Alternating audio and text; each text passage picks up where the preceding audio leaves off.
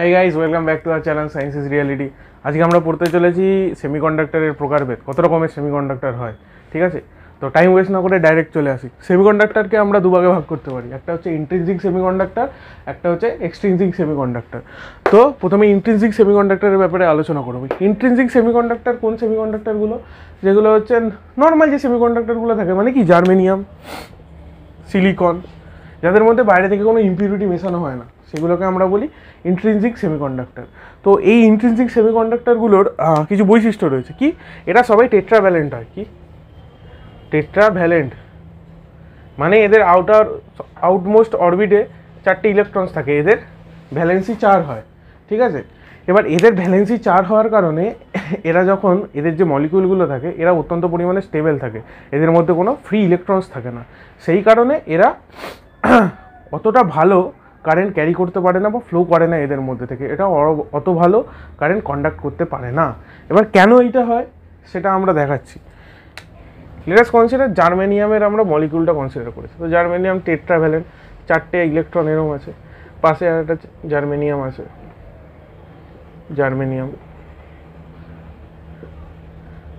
Germanium মলিকিউলের ভেতর অ্যাটমগুলো এইভাবে আসে।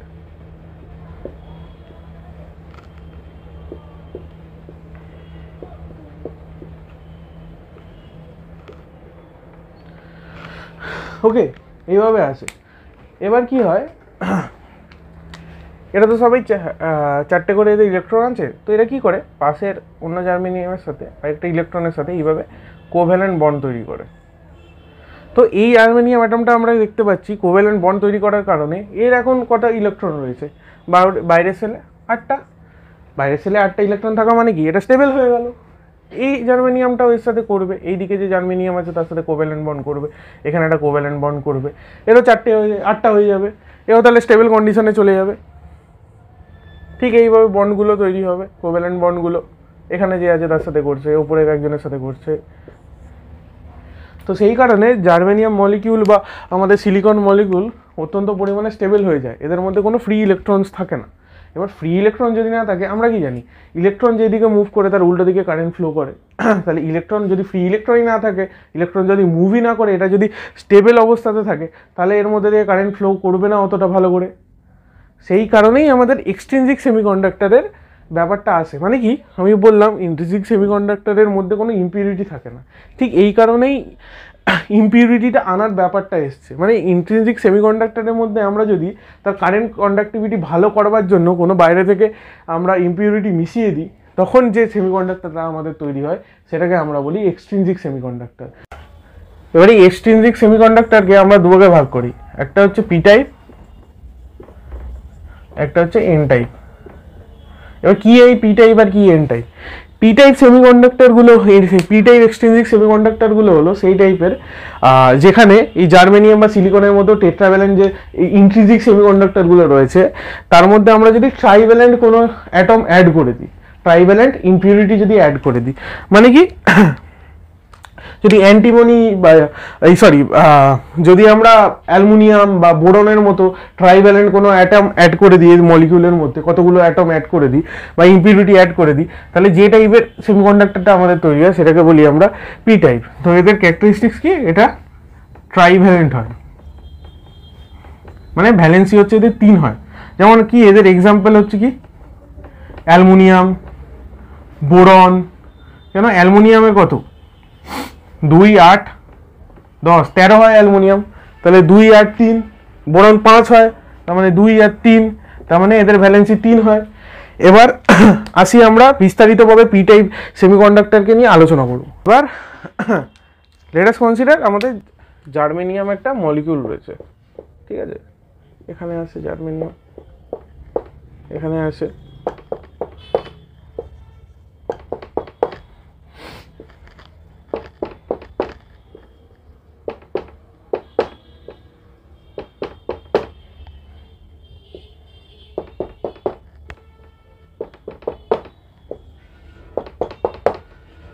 কিন্তু এদের মাঝখানে আমরা একটা ইয়েকে অ্যাড করে দিয়েছি, লেট আস কনসিডার বোরনকে অ্যাড করে দিয়েছি। বোরন এবার ট্রাইভ্যালেন্ট 1, 2, 3 এরকম ট্রাইভ্যালেন্ট বোরন। ঠিক আছে, ট্রাইভ্যালেন্ট বোরনকে আমরা অ্যাড করে দিয়েছি। ঠিক আছে, এর কারণে কি হচ্ছে, এরা তো যেমন নিজেদের মধ্যে বন্ড করার কোভ্যালেন্ট বন্ডগুলো তৈরি করছে, এর উপরে একজনের সাথে করবে, এখানে করবে, এখানে করবে, এখানে করবে, এখানে করবে, এর সাথে করবে বন্ড, এর সাথে বন্ড করবে, এরকমভাবে যেরকম বন্ডিং নিজেদের মধ্যে হয়। এবার বোরনের সাথে তো বন্ডটা করবে, তো এই ইলেকট্রনটা এর সাথে বন্ড করে নিল, এর সাথে বন্ড করে নিল, এখানে উপরে একটা জার্মেনিয়াম আছে তার সাথে এই বন্ডটা করে নিল, ঠিক আছে। কিন্তু মাঝখানে এই ইলেকট্রনটা ফাঁকা রয়ে গেল, এই কারোর সাথে বন্ড করতে পারলো না। আর এখানে কি একটা তৈরি হলো, এখানে একটা ভয়েড স্পেস তৈরি হলো, কারণ এখানে তো এটা তো ট্রাইভ্যালেন্ট, 3টে ইলেকট্রন, মাঝখানে একটা ভয়েড স্পেস তৈরি হলো। এই যে ভয়েড স্পেসটা রয়েছে আমাদের, এটাকে আমরা বলি হোল, ঠিক আছে। এই জায়গাটাকে, এই ভয়েড যে স্পেসটা রয়েছে এটাকে আমরা হোল বলি। এবার কেন এই হোলের কারণে কি সুবিধাটা হয়, কেন এটা কারেন্ট কন্ডাক্ট করতে পারে, যখন এবার এই অবস্থায় যখন এর মধ্যে দিয়ে আমরা কারেন্ট দেবো তখন কি হবে, এই ইলেকট্রনটা, লেটস কনসিডার এই সিনারিওটা এখানে আঁকছি আমি, এই ইলেকট্রনটা আছে, এখানে হোলটা আছে, ঠিক আছে। এই ইলেকট্রনটা এবার চেষ্টা করবে কারেন্ট ফ্লোয়ের কারণে এখান থেকে এখানে মুভ করে গিয়ে এই হোলটাকে ভরাট করার চেষ্টা করবে, ওকে।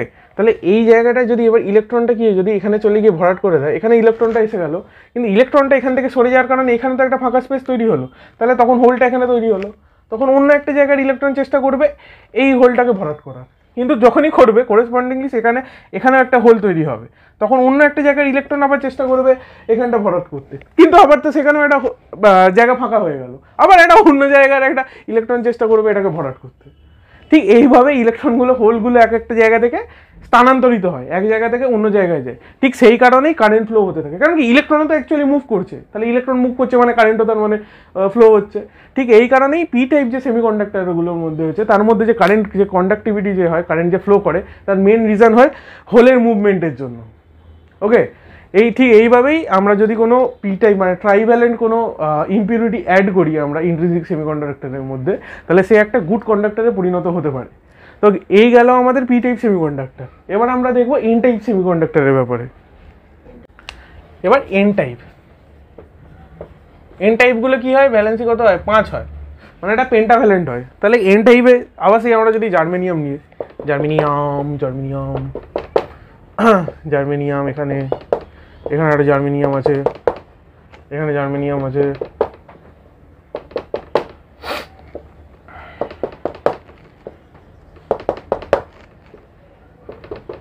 মাঝখানে আমরা কি করেছি, পেন্টাভ্যালেন্ট একটা নিয়েছি, এই মাল নিয়েছি একটা আমরা, ঠিক আছে। এবার কি হবে, অ্যাজ ইউজুয়াল যেরকম বন্ড তৈরি করে এরা, এই যে বন্ড করছে এখানে, এবার বন্ড করছে, এর সাথে বন্ড করছে, এর সাথে বন্ড করছে, এর সাথে বন্ড করছে, এর সাথে বন্ড করছে, এটা এর সাথে বন্ড করছে, এর সাথে বন্ড করছে, বন্ডিংগুলো যেমন হয় আর আঁকলাম না, তাহলে পুরো বোর্ড জুড়ে আমাকে আঁকতে হবে এখন বসে, যাই হোক।